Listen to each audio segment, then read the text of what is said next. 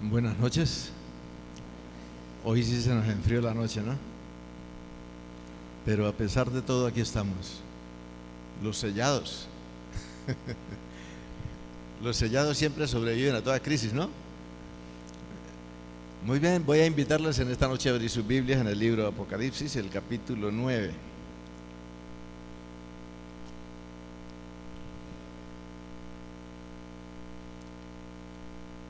Pero antes de que mencionemos la trompeta, vamos a leer la introducción que Juan, por revelación, le hace a las tres últimas trompetas. En el versículo 13 del capítulo 8, que está ahí encima del 9, dice lo siguiente: Entonces miré y oí volar a un águila en medio del cielo, que decía a gran voz: ay de los que habitan la tierra a causa de los toques de las trompetas que faltan, que los otros tres ángeles están para tocar. ¿Por qué Juan toma aquí el águila para introducirse y preceder a las tres trompetas? Porque las tres últimas trompetas son de mayor intensidad en la crisis. O sea, las tres últimas trompetas traen mayor intensidad en la crisis, y entonces, de manera metafórica, Dios le pone en la mente a Juan que compara esto con un águila. Ustedes saben que un águila, cuando se precipita sobre su presa, es una ave de rapiña. Entonces está mostrando que estas tres trompetas, a la manera del águila, es como un anuncio. Cuando grita el águila, es un anuncio de que la vida está en peligro. Entonces es un anuncio de peligro, de mayor peligro todavía, en las tres últimas trompetas. Y la quinta trompeta dice así: El quinto ángel tocó la trompeta y vi una estrella que había caído del cielo a la tierra, y se le dio la llave del pozo del abismo. Cuando abrió el pozo del abismo, subió humo del pozo como el humo de un gran horno, y el sol y el aire se oscurecieron por el humo del pozo. Y del humo salieron langostas sobre la tierra, y se le dio poder como tienen poder los escorpiones de la tierra. Se le dijo que no dañara la hierba verde, no dañara la tierra, ni ninguna cosa verde, ni ningún árbol, sino solo los hombres que no tienen el sello de Dios en su frente. No se les permitió matar a nadie, sino atormentarlos por 5 meses, y su tormento era como el tormento de un escorpión cuando pica al hombre. En aquellos días los hombres buscarán la muerte y no la hallarán, y ansiarán morir, y la muerte huirá de ellos. Y el aspecto de las langostas era semejante a caballos dispuestos para la batalla, y sobre sus cabezas tenían como coronas que parecían de oro, y sus caras como rostros de humanos. Tenían cabellos como cabello de mujer, y sus dientes eran como dientes de león. También tenían coraza como corazas de hierro, y el ruido de sus alas era como el estruendo de carros de muchos caballos que se lanzan a la batalla. Tenían colas parecidas a escorpiones y aguijones, y en sus bocas está su poder para hacer daño a los hombres por 5 meses. Tienen sobre ellos por rey al ángel del abismo, cuyo nombre en hebreo es Abadón y en griego es Apolión. El primer ay ha pasado, he aquí aún vienen 2 ayes después de estas cosas.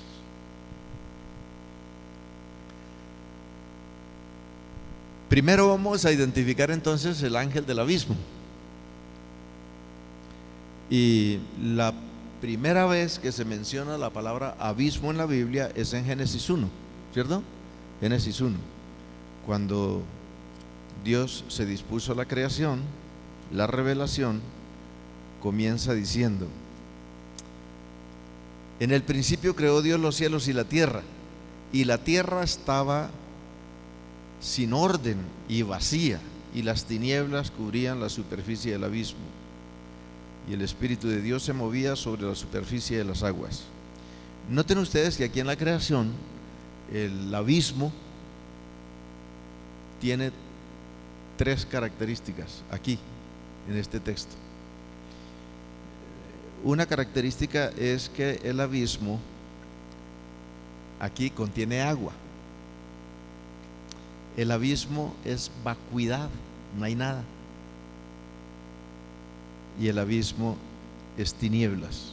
Las tinieblas cubren el abismo. Las tres características del texto aquí: tinieblas, vacío, vacuidad y agua.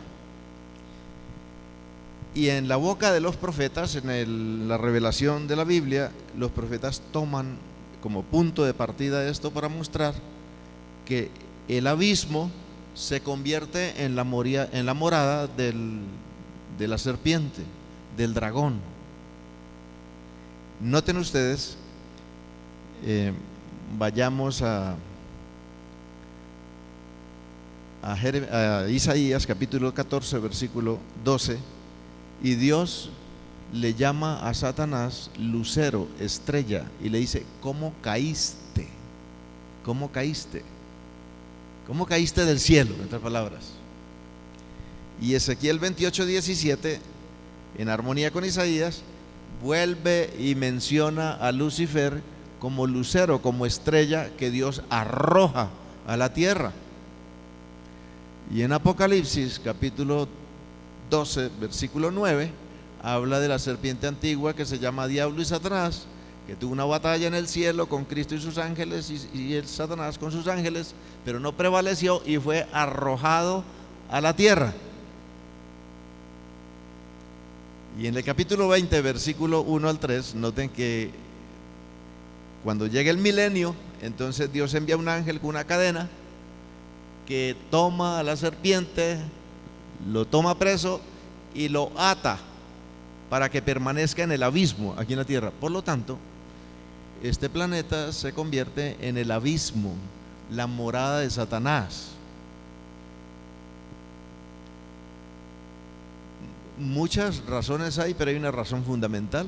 ¿Por qué el planeta quedó así como la morada de Satanás? Porque el pecado, nosotros leemos el capítulo 3, el pecado penetró en este planeta, en ninguna otra parte, solamente en este planeta. Y este planeta quedó en tinieblas, porque el pecado es sinónimo de tinieblas. El pecado es sinónimo de vacío, de vacuidad. Cuando el hombre no tiene a Dios en su corazón, el hombre está vacío, la vida no tiene sentido.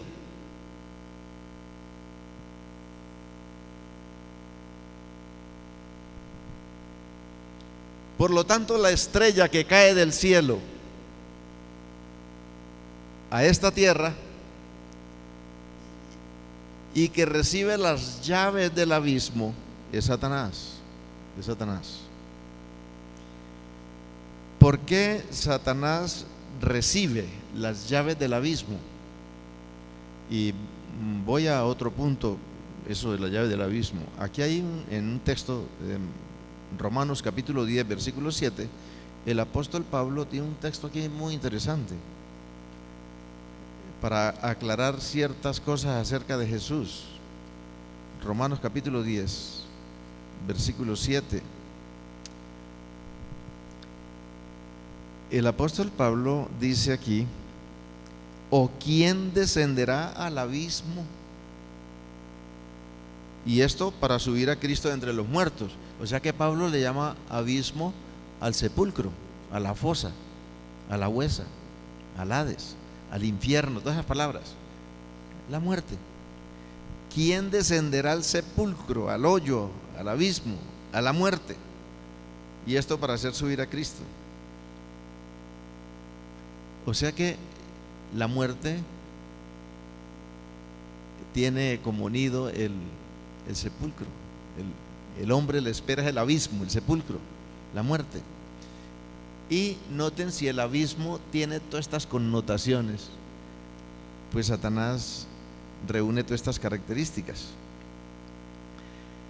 Si Satanás recibe las llaves del abismo, es porque Cristo tiene las llaves, no las tiene él, las recibe de mano de Cristo. Miremos Apocalipsis capítulo 1 versículo 18. Y dice Jesús aquí de manera real lo que estamos diciendo. Apocalipsis 1, 18 dice, hablándole a Juan, dice: y el que vive, y el que estuve muerto, y el que estoy vivo por los siglos de los siglos, y tengo las llaves de la muerte y del Hades.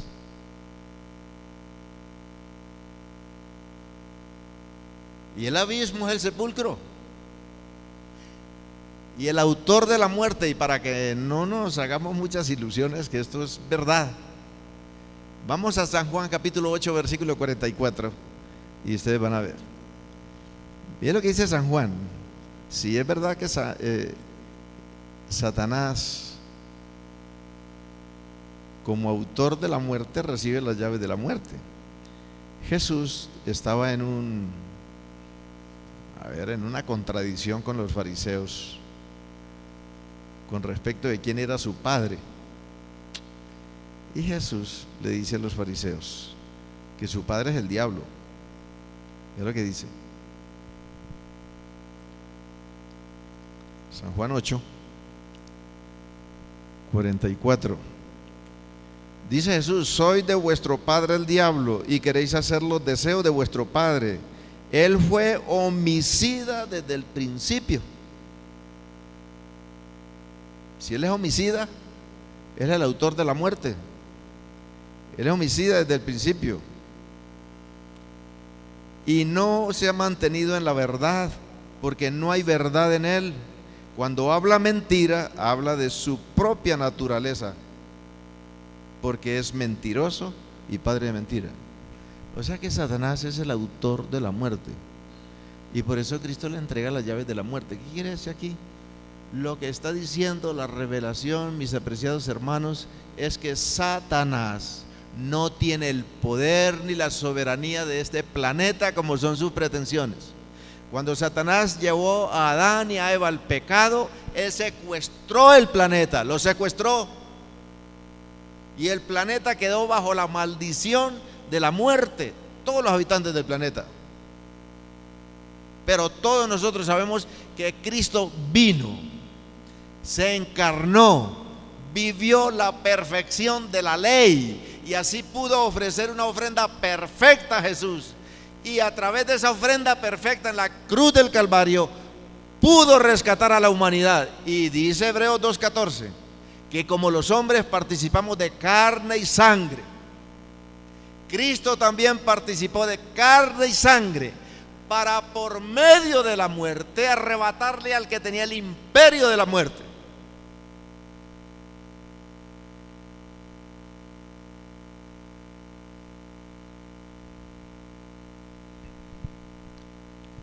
Quiere decir que Satanás actúa en este planeta, pero limitado por el poder de Dios. Satanás no está a sus anchas como muchos creen, y la gente cree que Satanás tiene todo el poder sobre este planeta. No, el poder es de Dios y puede actuar solamente con permiso de Dios.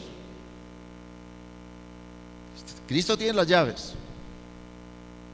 Solamente su permisión permite que Satanás actúe en determinadas maneras, pero con su limitación, no con todo su arrogancia y con todas sus pretensiones, no. Pero dice aquí la Escritura que este ser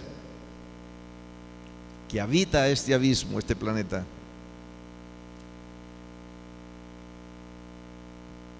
recibe de Cristo las llaves para que abra el pozo del abismo.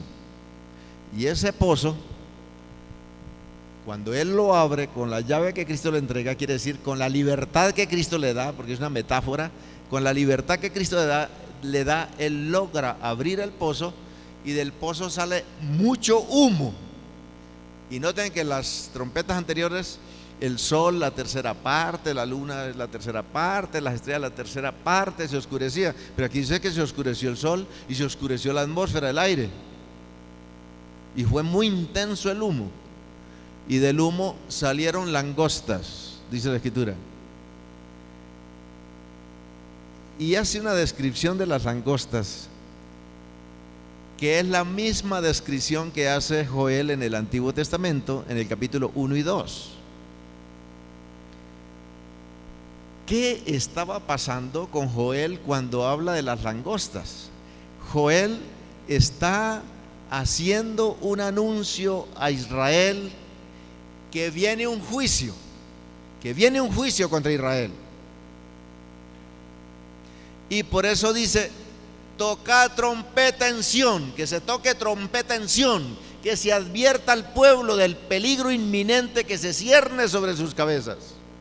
Y ahora Joel echa mano de un recurso, el cual le puede servir para ilustrar de una manera gráfica lo que será el juicio que viene. Y es que Joel toma la plaga de las langostas, que era muy conocida por sus oyentes, langostas reales.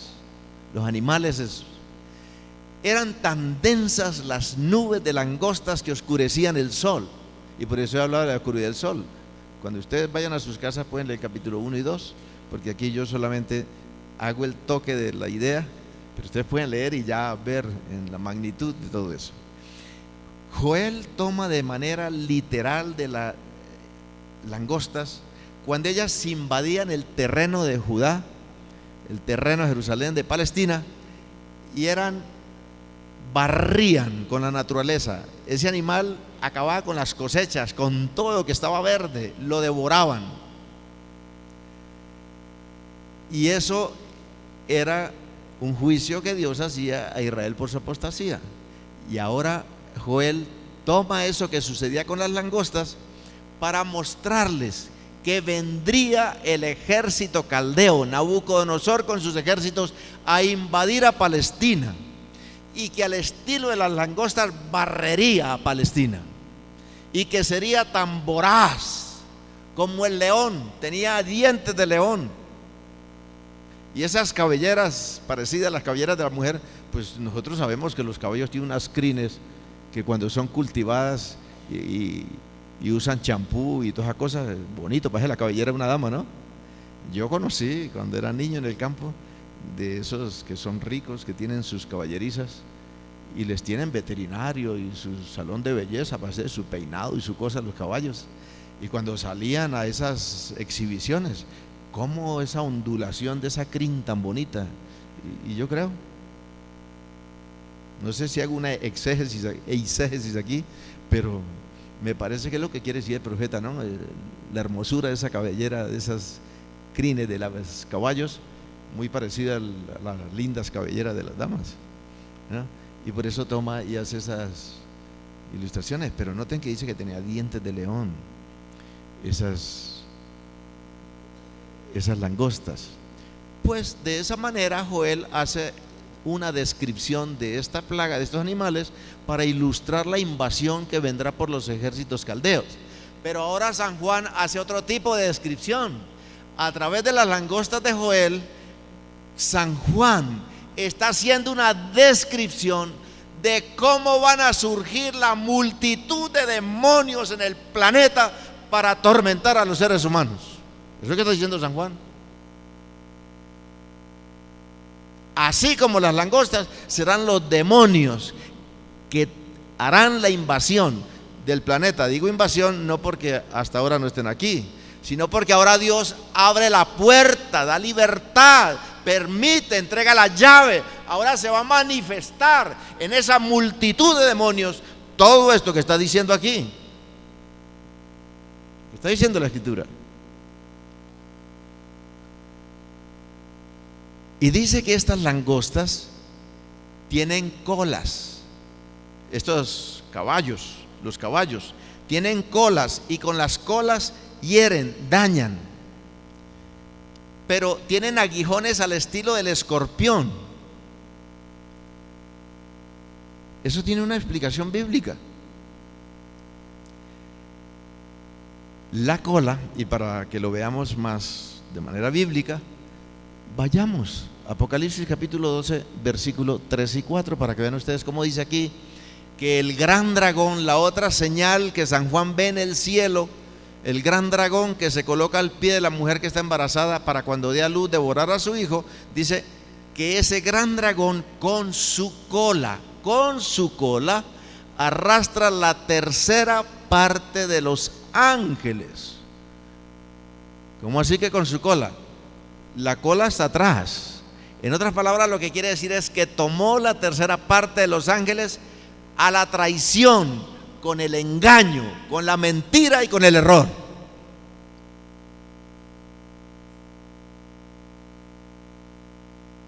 Si hieren con las colas, es porque es a la traición, es con el engaño, es con la mentira, es con el error, con la falsedad, como van a arrastrar a los seres humanos, a los hombres. Eso es lo que está diciendo ahí. Y acabamos de leer un texto en la Biblia que dice: Satanás es homicida desde el principio y no hay verdad en él, porque cuando habla mentira, habla de su propia naturaleza, porque no hay verdad en él. No hay verdad en él. Por lo tanto, mis hermanos, la llave que Cristo le entrega a Satanás, voy a decirlo, pero con la Biblia. Vamos a Mateo capítulo 16, versículo 19, porque aquí hay una entrega de llaves de Cristo que es lo opuesto a las otras llaves. Aquí dice en Mateo capítulo 16, versículo 19, cuando Pedro acertó en dar la respuesta, en reconocer su divinidad, en reconocer que no solamente era un profeta, que era un hombre, sino que era Dios también. Por esa certeza de Pedro y por esa convicción de Pedro, le dice: Pedro, y te digo, a ti te entrego las llaves del reino. ¿Cierto que le entrego unas llaves a Pedro? Y en esta noche vimos aquí, pero tenemos que retomar ciertos textos para reconfirmar ideas que salen más adelante. Recuerdan que leímos Mateo 23, 13, donde dice que esas llaves también se le había dado al pueblo de Israel. ¿Recuerdan? Y que Lucas, de una manera bien explícita, explica. Lucas 11:52 dice Lucas que las llaves que Cristo o Dios le había entregado a Israel eran las llaves de la ciencia, del conocimiento, de la revelación. Las llaves de la ciencia, del conocimiento, de la salvación. Por lo tanto, si las llaves que Cristo le entrega a Pedro son las llaves del conocimiento del plan de la salvación, es las llaves del evangelio, aquí simbólicamente Cristo, al entregar las llaves, le permite a Satanás que ahora haga su obra de engaño, de falsedad, de error. Eso es lo que está diciendo la Escritura. Y el error es tinieblas, es oscuridad, es ignorancia del plan de Dios. Todo el que ignora a Dios está en tinieblas, Jesús lo dijo. El que cree en mí no andará en tinieblas. Yo soy la luz del mundo. Por eso es que cuando Satanás ahora tiene libertad para actuar con todos sus demonios, ¿vale?, invade al mundo con sus engaños, sus mentiras, y lleva al hombre al error y lo pone en tinieblas. ¿Qué está diciendo aquí la trompeta?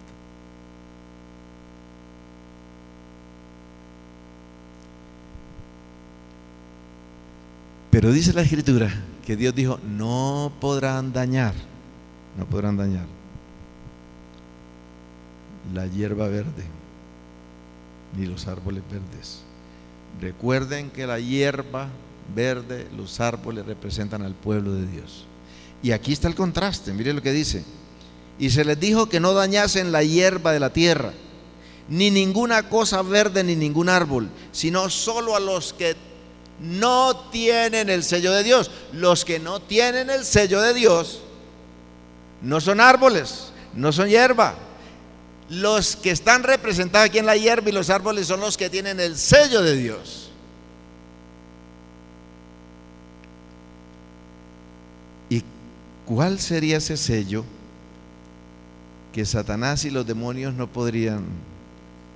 Sería una señal que Satanás y sus demonios no podrían tocar al que estuviera sellado. Mis hermanos, el sello de Dios es la información, la revelación que Dios da para cada generación. Todo ser humano que acepta el mensaje que Dios da para esa generación, esa persona es sellada con ese mensaje. Eso se llama verdad presente. Segunda de Pedro, capítulo 1, versículo 12, dice así. Vea lo que dice el apóstol Pedro aquí. Segunda de Pedro 1, 12. Segunda de Pedro 1, 12.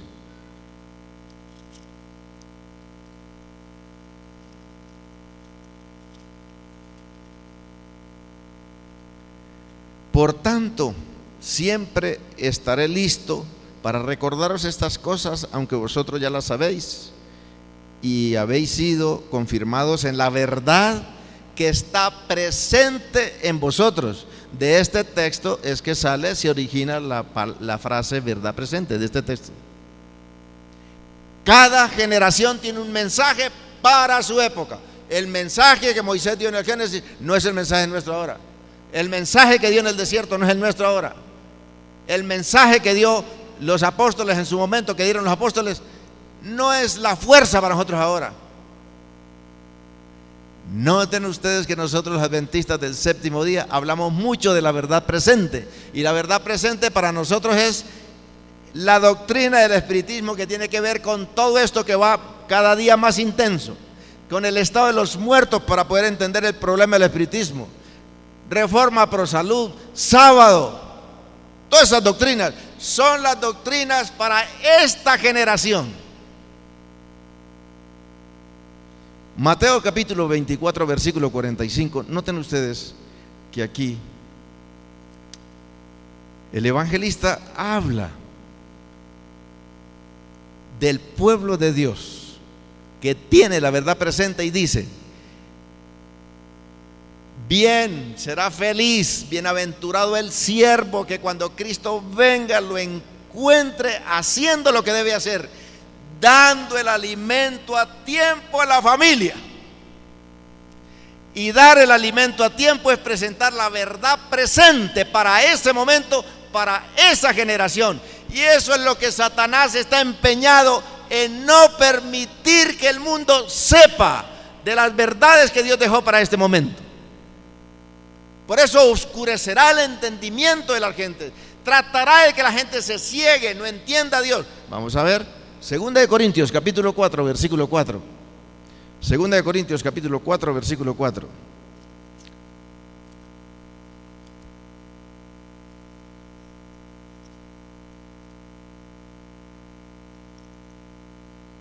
¿No dice San Pablo que el Dios de este siglo ha cegado el entendimiento para que no les resplandezca la luz del evangelio?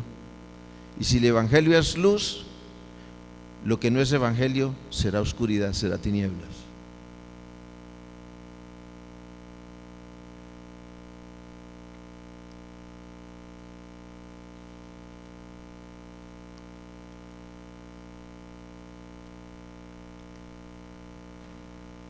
Pero vean ustedes lo que concierne al sello. Entonces, nosotros hablamos mucho de la verdad, pero es una palabra como muy genérica.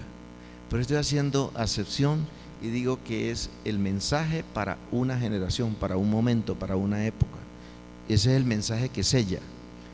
Y si eso es cierto, San Pablo lo dijo, Efesios capítulo 1, versículo 13. San Pablo, escribiendo su carta a los Efesios, les dijo, capítulo 1, versículo 13, dijo: en él también vosotros, después de escuchar el mensaje de la verdad, el evangelio de vuestra salvación, y habiendo creído, fuisteis sellados en él.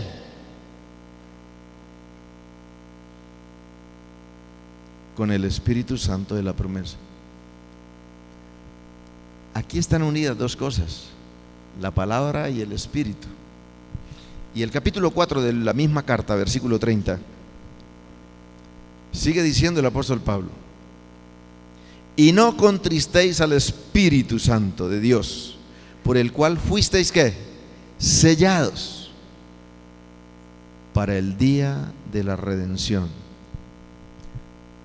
Cuando Dios dice que los demonios no podrían hacerle daño a los que tenían el sello, quiere decir que los que habían aceptado la verdad que estaba para esa generación, para ese tiempo, no fueron dañados. No podían dañarlos.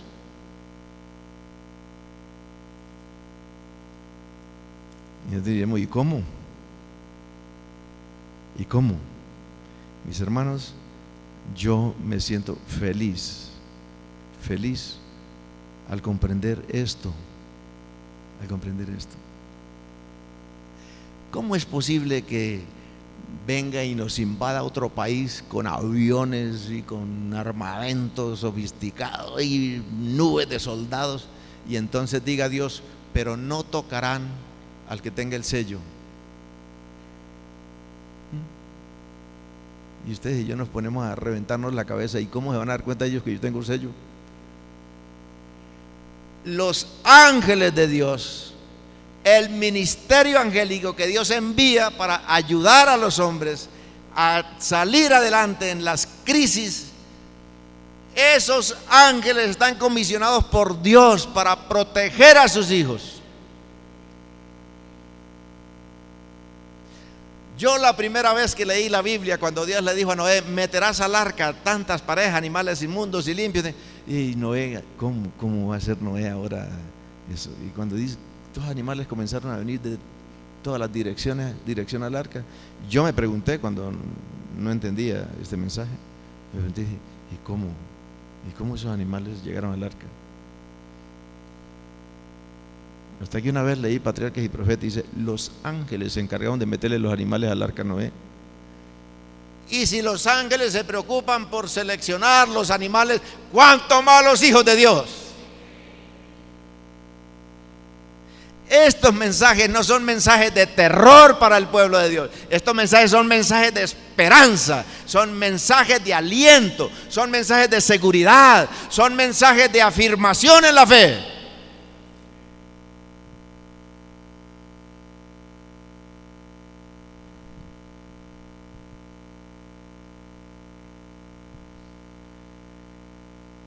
Y dice aquí que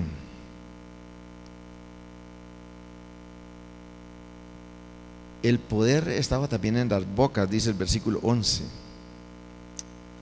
El versículo 13, perdón. Versículo 11, aquí dice, este ángel, su tarea de oscurecer con la mentira, con el engaño, es la esencia de esa tarea, de ese empeño, es la destrucción. Aquí el versículo 11 dice, y tienen sobre ellos por rey al rey del abismo, cuyo nombre es Abadón y en griego es Apolión, se llama Apolión, que significa destructor. Eso es lo que significa. O sea que la tarea de Satanás en este mundo es destruir al hombre. Pero recuerden que Satanás no va a tomar una espada ni un fusil, es la mentira. Estamos en un mundo lleno de ideas y nosotros tenemos que aquí luchar con las ideas. Y esta noche voy a decir algo esta noche.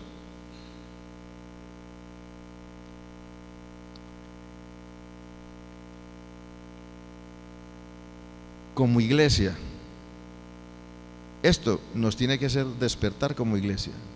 Como iglesia tenemos que despertar a la realidad. Nosotros para este tiempo ya no estudiamos la Biblia. Ya no estudiamos la Biblia. Y si la estudiamos es para leer un versículo, como para calmar conciencia. Dios manda que nosotros entremos en el campo de la revelación para comprensión de su mensaje. Y el mensaje llega a la comprensión cuando la mente se dedica, cuando la mente es inquisitiva, quiere saber y ruega a Dios y pide a Dios y demanda de Dios.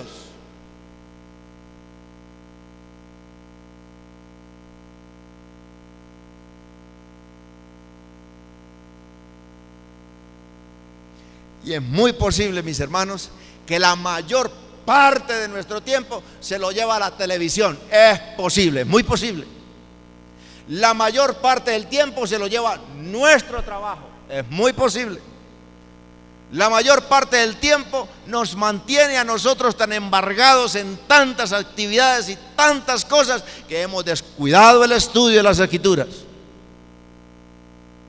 Y el descuido del estudio de la palabra de Dios, el descuido de la comprensión del mensaje de Dios, ese descuido nos lleva a pensar que estamos sellados. Pero el mensaje sellará cuando ese mensaje se convierta en nuestra propia experiencia y vivamos de eso, dependamos de eso, comamos de eso, soñemos con eso. Hay que soñar, hay que vivir, hay que comer. Cristo dijo: come mis palabras, porque son espíritu y son vida, ¿no? Dijo. Y no de toda palabra, no de todo puede vivir el hombre, ¿cierto? Vean ustedes, me gusta que ustedes saben más que yo. No solo de pan vivirá el hombre, sino de toda palabra que sale, ¿qué? De la boca de Dios.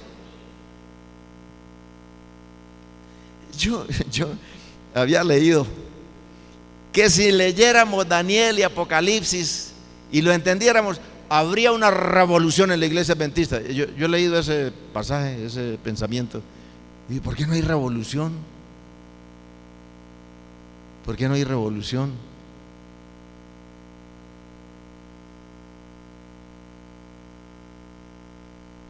Y hermanos, creo firmemente, que si nos movemos en un mundo de ideas falsas, de error, de tinieblas, porque así nos movemos, nuestra mente tiene que estar preparada para dar cuenta de nuestra fe.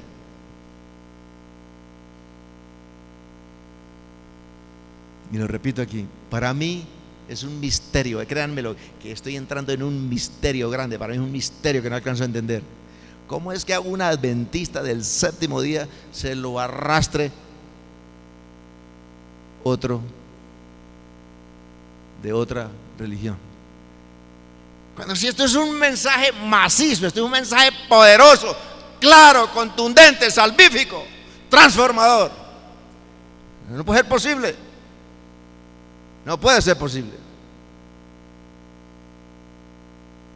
¿Y saben por qué estoy dando las trompetas esta semana? Algunos pensarán: ¿por qué se metió el pastor García con eso? Porque ahora que estoy desempleado,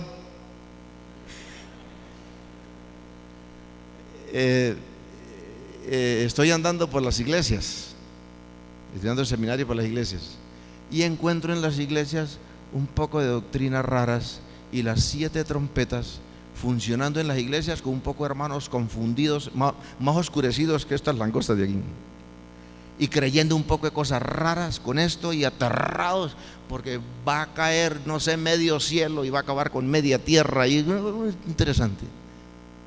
Pero si las trompetas es un mensaje sencillo, entendible, para que nosotros vivamos sabroso con Dios, llenos de esperanza, gozando con el cielo desde aquí, ¿o no? ¿Les aterra esto que estamos diciendo esta noche? No.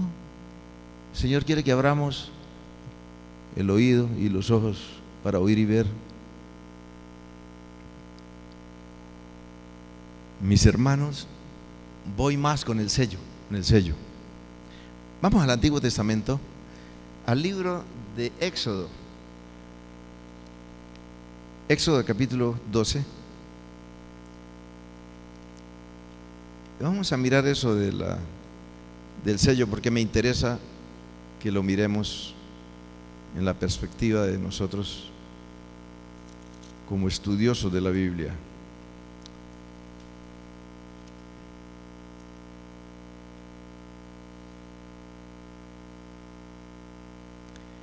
Capítulo 12, versículo 13.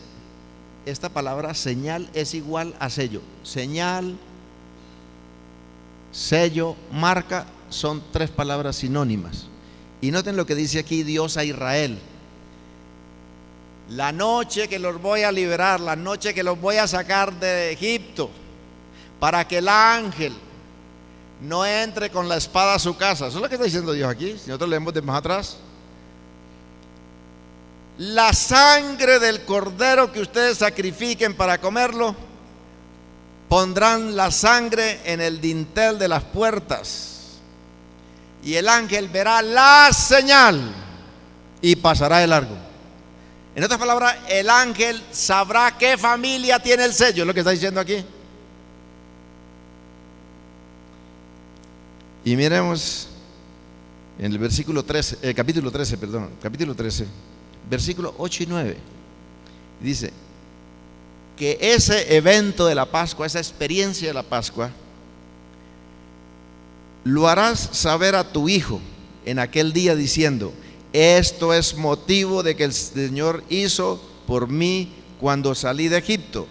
Lo harás saber a tu hijo, dice, en aquel día diciendo: esto es con motivo de lo que el Señor hizo por mí cuando salí de Egipto. El 9: y te será como una señal en tu mano y como un recordativo en tu frente. Aquí hay dos cosas que abarca la señal. La señal abarca aquí y abarca aquí. Pero vamos al otro texto que está en armonía con este. Deuteronomio capítulo 6, versículo 8. Deuteronomio 6:8. Aquí Israel está siendo alertado para entrar a Canaán, y que cuando entre allá debe continuar con esa mística de lo que han creído, de lo que han recibido. Y dice así: de todas las instrucciones que Dios dio, la información dice: y las atarás. Ese conocimiento, esa información, ese mensaje, lo atarás como una señal en tu mano y será por insignia entre tus ojos. Es que el mensaje que entra aquí tiene que transformar mi conducta. La mano es sinónimo de acción, de actividad. Por lo tanto, mi creencia, mi fe, el mensaje que albergo en mi mente debe transformar mi vida, debe tener un estilo de vida, una conducta de acuerdo a ese mensaje. Por eso debía atarlo a su mano, a su frente, en su mente. Son dos cosas que no se pueden separar. No se puede vivir la teoría sola. Nadie que conozca a Cristo de verdad seguirá siendo el mismo.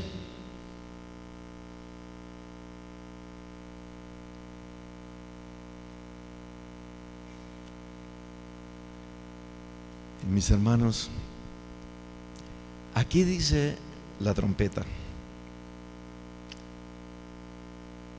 algo: los hombres serían atormentados por 5 meses. 5 meses.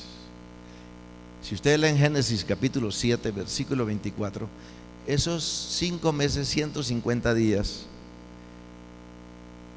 están referenciados con un juicio. Porque los 5 meses del Antiguo Testamento tenían que ver con el juicio del diluvio. ¿Es así? Génesis 7:24. Esa referencia de esos 5 meses están asociados con el juicio del diluvio.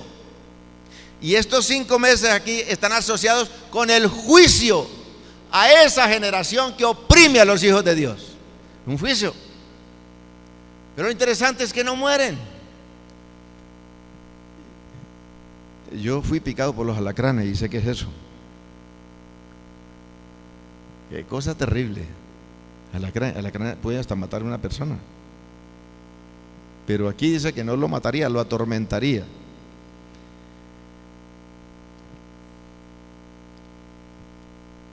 Cinco meses.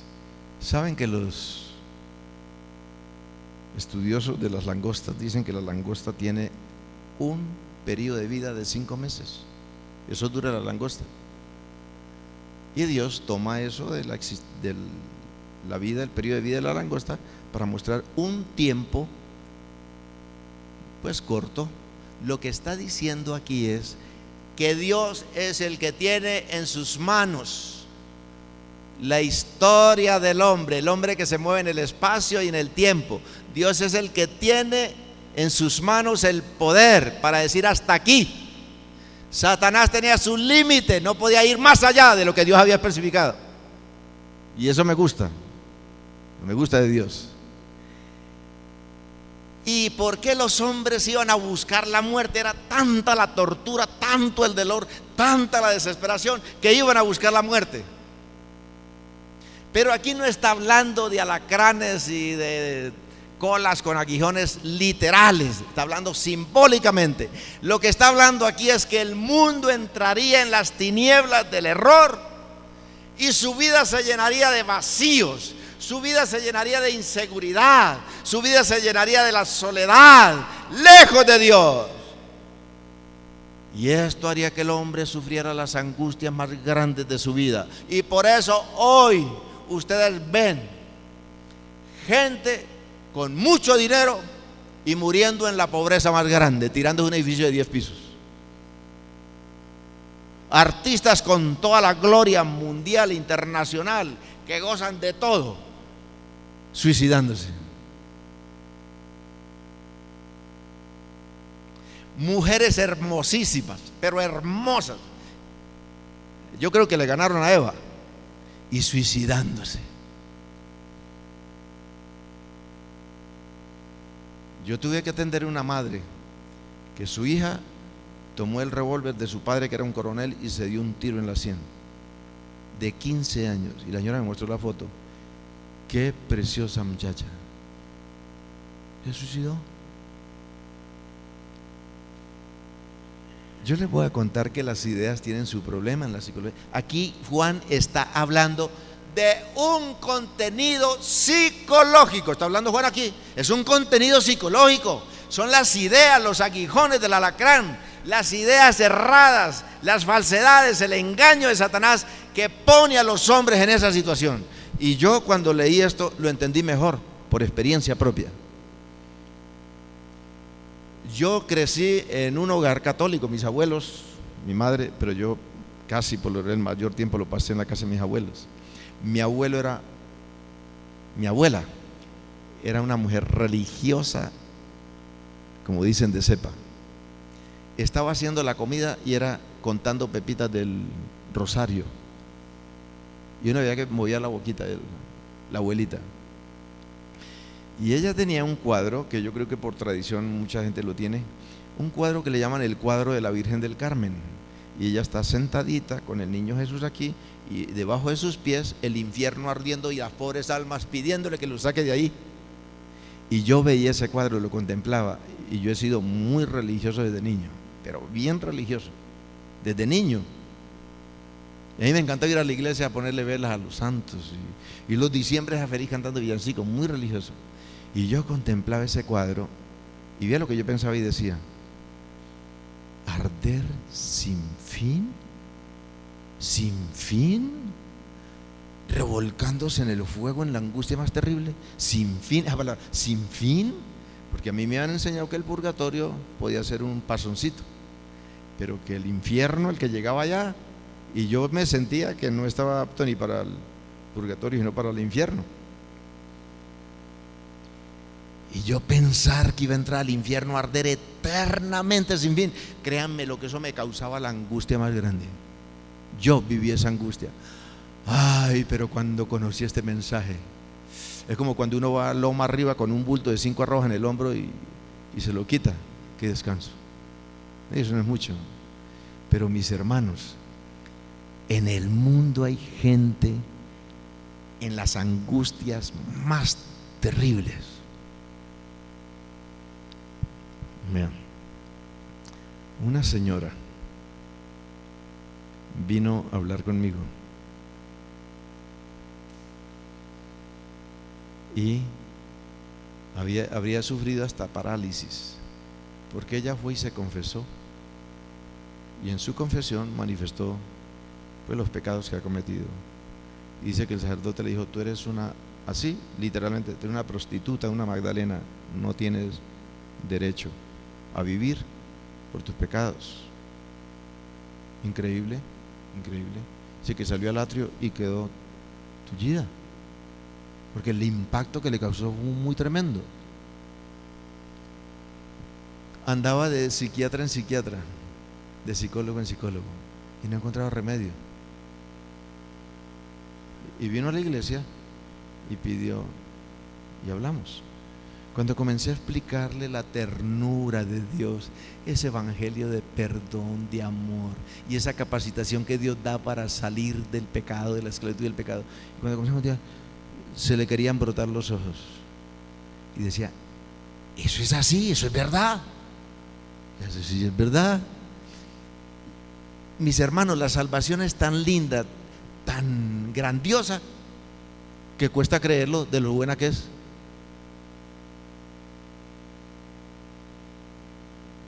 Y así como esa hermana y como esa niña que se suicidó, el mundo está lleno de gente angustiada porque está enredada en un laberinto de ideas que no entiende. Y el hombre fue creado con una mente diseñada para vivir dentro de la luz, dentro de la verdad, porque el hombre quiere lo mejor, el hombre busca la felicidad, el hombre busca la verdad. Esa es una búsqueda del hombre, pero está enredado en tantas ideas que no puede encontrarlas. Y para eso Dios levantó un pueblo de sellados que tiene la verdad, que a través de su conocimiento y de su conducta puede traer las almas a Jesús.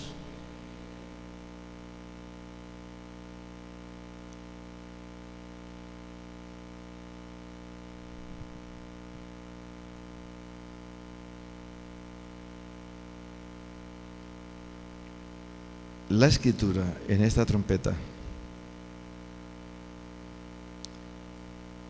dice Dios que este es un anuncio de lo que vendrá al final. Esto es un anuncio. Cada trompeta de esta es un anuncio de lo que vendrá al final. De lo que vendrá al final. Y para que vean ustedes la realidad de este anuncio con lo que va a venir al final, vayamos a Apocalipsis capítulo 14. Apocalipsis 14, versículo 1. Apocalipsis 14, versículo 1 tiene que ver con un grupo que va a tener que enfrentar la crisis con el mensaje de los tres ángeles. Y este grupo, anticipadamente antes de la crisis, lo ve Juan en el monte de Sión con un sello en su frente, ¿o no? Con un sello en su frente. El sello en su frente. Escrito el nombre del Padre y del Cordero en su frente. Escribir el nombre quiere decir que este grupo se ha transformado a la imagen y la semejanza de Dios, porque el nombre es carácter en la Biblia. Pero noten ustedes que el capítulo 7 de Apocalipsis, versículo 1 al 4, habla del sellamiento de estos que aparecen aquí en el capítulo 14, que es para la crisis final. Y el capítulo 14 y el versículo 10 y 11 habla que también hay un poder que está tratando de marcar la marca de la bestia, colocándola en la mano y en la frente.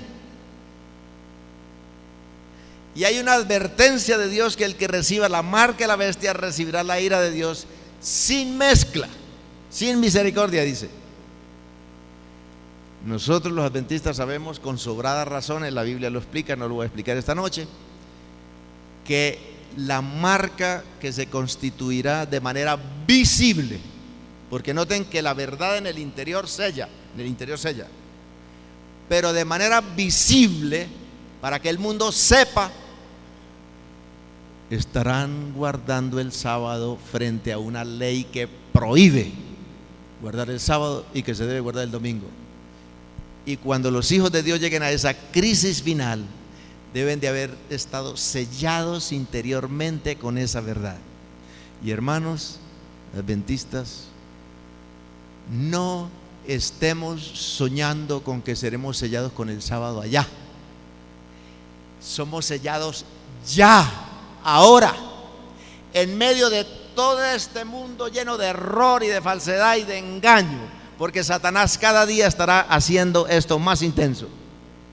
Y para ubicarnos en la historia con esto, escuchen bien, nosotros sabemos en la historia cuando las cruzadas, sabemos de la historia, la Inquisición, y sabemos en la historia el absolutismo de la iglesia. Y frente a ese absolutismo de la iglesia, entonces ahora vienen unos grupos reaccionarios que protestan contra esa ideología religiosa tan extrema de prohibirle al hombre leer la Biblia, estar en comunión con Dios. Y entonces se levantan unas corrientes que en lugar de hacer bien hicieron mal. El Renacimiento entonces ahora rechaza toda norma, toda disciplina y entra en la rebelión y comienza a buscar ideas y teorías anticlericalistas, antieclesiásticas. Y se levanta el racionalismo, el iluminismo, el deísmo y todos esos ismos que nosotros conocemos. Y entonces ahora viene el humanismo y desplaza a Dios como centro y coloca al hombre como su propio centro. Y eso se lo enseñó Satanás a Adán y Eva en el Edén y le dijo: ustedes serán dioses si comen del fruto. Ustedes no tendrán más juez que ustedes mismos. Y Protágora, un griego filósofo, dijo: toda verdad es relativa al hombre. El hombre es la medida de todas las cosas. Vean qué humanismo tan tremendo. Si el hombre es la medida de todas las cosas, el hombre es su propio Dios, no es responsable ante nadie, no ante sí mismo, y él es el que dice qué es lo bueno y qué es lo malo. Y estamos viviendo eso, no estamos viviendo. Eso que sucedió allá con todas esas corrientes que llevó a la Revolución Francesa y tantas cosas del siglo IX al siglo XVII. Mis hermanos, Dios mostró que la oscuridad ocultó el sol, el aire, lo que quiere decir que la propagación del error y del engaño cada día irá avanzando y cubriendo más y más las áreas de la humanidad hasta llegar el fin. Y Dios nos invita en esta noche, apreciados hermanos, a atenernos más a su verdad, a comprender más su verdad, a vivir más su verdad y vivir preparados en este pueblo santo. Y los que perduren, los que se mantengan convencidos de la verdad en este pueblo militante, finalmente constituirá el pueblo triunfante. Entonces quisieran pedirle a Dios que desde ahora seamos sellados, que desde ahora nos sostenga en esta verdad para finalmente triunfar. Que Dios nos bendiga y nos ayude a permanecer dentro de la verdad para este tiempo.